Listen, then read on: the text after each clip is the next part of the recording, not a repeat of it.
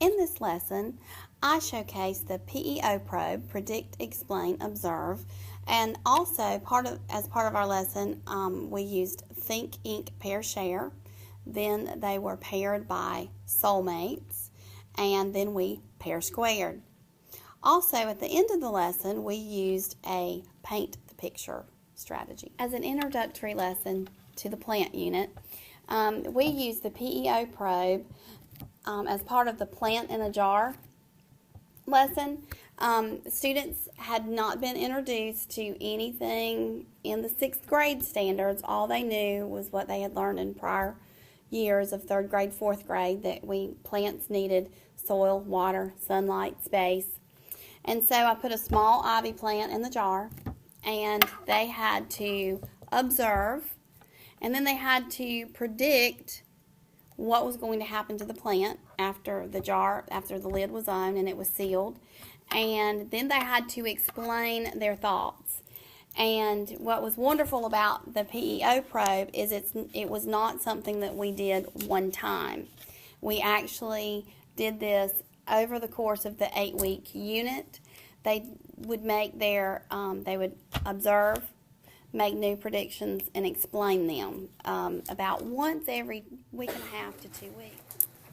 Today, we are going to use a PEO probe to make a prediction, explain our prediction, and observe.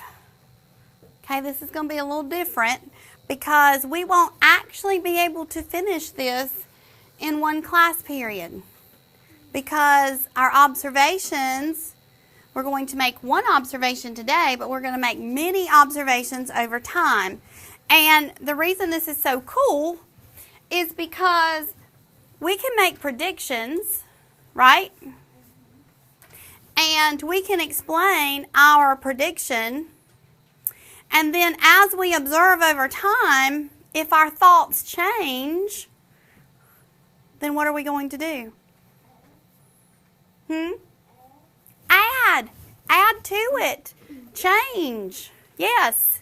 So as we gather, thank you very much, as we gather our data through our observation process, if we need to come back and revise what we thought, we have the perfect opportunity to do this. All right?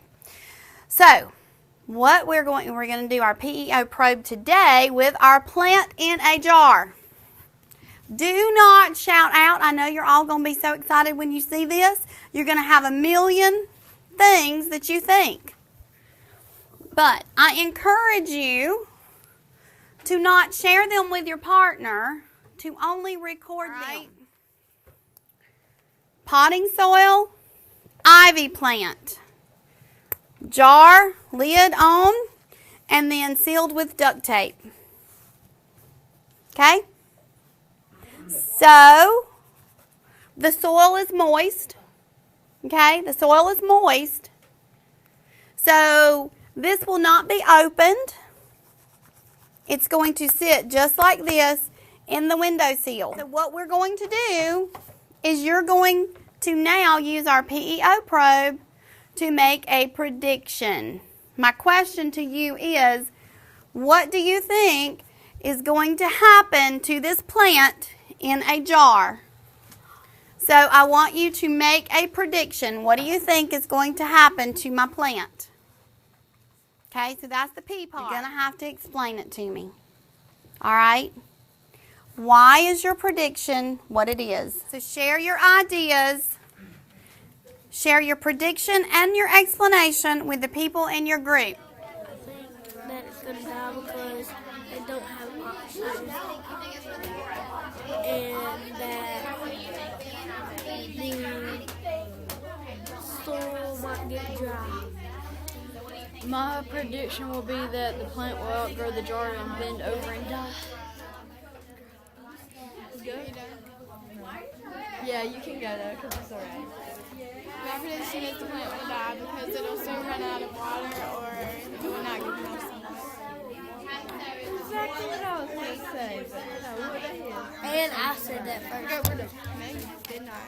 You said oxygen. I said water and sunlight. And I said it will outgrow the jar and bend over and die. I said this. It'll be like. I said that it's going to. I said it's going to die because I think that it's going to die because It's gonna bend. It's gonna outgrow the jar, bend over and die. No, it's going to die before it even gets up there. I know. That's what I think. It's gonna run out water. It will grow, but she said there's water in the soil and it stays in the Yeah, soil. but it'll run out. And it stays in the soil. It's going to get dry. What if it's cloudy outside? It's gonna run out. If it's in the window, then that's over. We got these lights. What? We got these lights. But that's not fun. It's still white. So it'll grow. First, just understanding the PEO probe and the fact that we could go back and revisit that, and that as we went along and they gained new knowledge, that they could revise their predictions, and allow them to add to these models.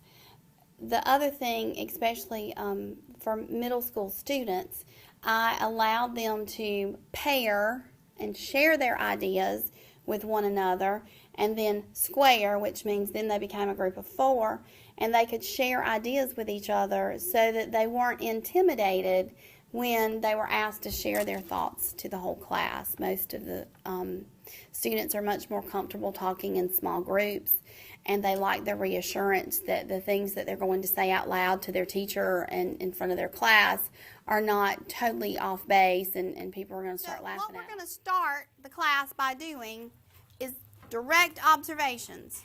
I'm going to make sure that everybody sees both jars. And you don't have to make observations based on jar 1, jar 2, okay? But I want you to write down only observations. I want you to make sure that you have both qualitative and quantitative. I just want you to think and ink right now, okay?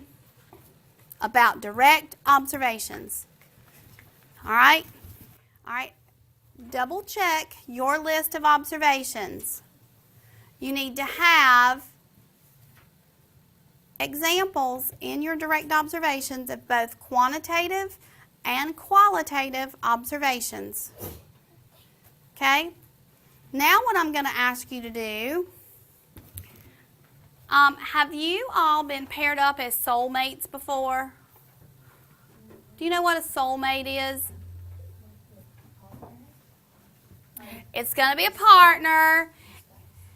Oh, your soulmate's like the love of your life, the person you're going to marry. That's what a soulmate is. Well, School is probably a partner, right? in this class, what else do you have on your body right now that has a soul? Your shoes.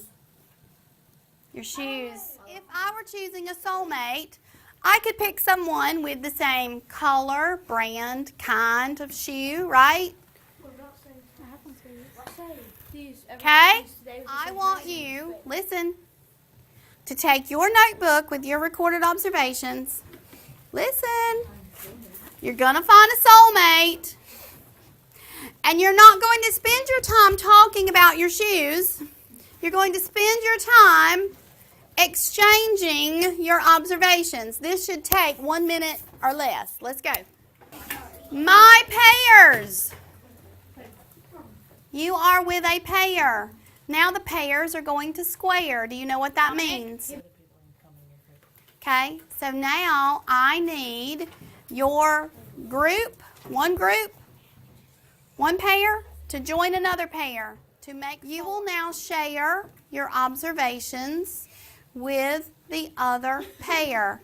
Go now, quickly. Leaves are green and white. Many leaves looks taller. Roots are coming out of the dirt. It's a runner. More than 7 leaves on the plant. A long stem. The ends of the leaves are pointed, and there's water on the side of the glass.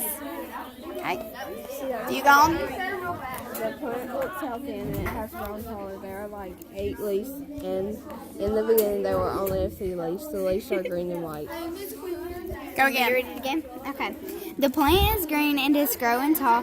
The jar also has water droplets on the side of it. The plant looks larger than the last time I'd seen it. The plant looks like it has grown about 4 inches. You have made an observation. You have thought about your observation. You have recorded your observation. You have shared your observation with a partner. You have now shared your observation with a group of 4. So you have exchanged and shared observations with 3 other people at this point. How many of you found that someone else you had come in contact with that was sharing their observations had something a little bit different than you? Okay? Record those observations now. Add to your observations. Go. When we first put it in there, they all thought it was going to be dead by Monday. It was a Friday, and they all thought it was going to be dead by Monday. It's like, well, okay, it's still alive, but it's still going to die. And as we learned our science content and they learned about the plant processes necessary for plant survival, and they started learning things like photosynthesis and the pieces, the reactants and the products, and they learned about respiration and transpiration, the PEO probes became much deeper, and you could tell that the students had a conceptual knowledge of these plant processes. At the end of the unit, when we did the paint the picture, their models were greatly expanded in that they were using arrows, and they were writing things like O2, and they were drawing arrows out of the leaves and into the leaves and in all different directions. So it was very apparent to me that the students did have the conceptual knowledge of these plant processes, much better than what they started with. You are going to paint me a picture. You're going to draw me a picture. Paint me a picture. And you are going to explain in your model, your picture, you're going to explain to me how Mr. Plant is still alive and well on April the 18th when they were planted on February 25th. Do you understand? Mm-hmm.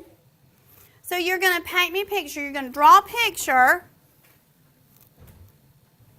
of the plant today and explain to me how it's still alive. Now, do I want you to write me a paragraph explaining it? No. Nope. No sentences. These are the rules. In your picture, you can draw, you can label, and you can use directional arrows.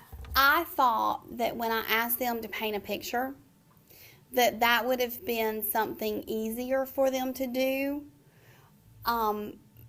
rather than writing out their thoughts in longhand.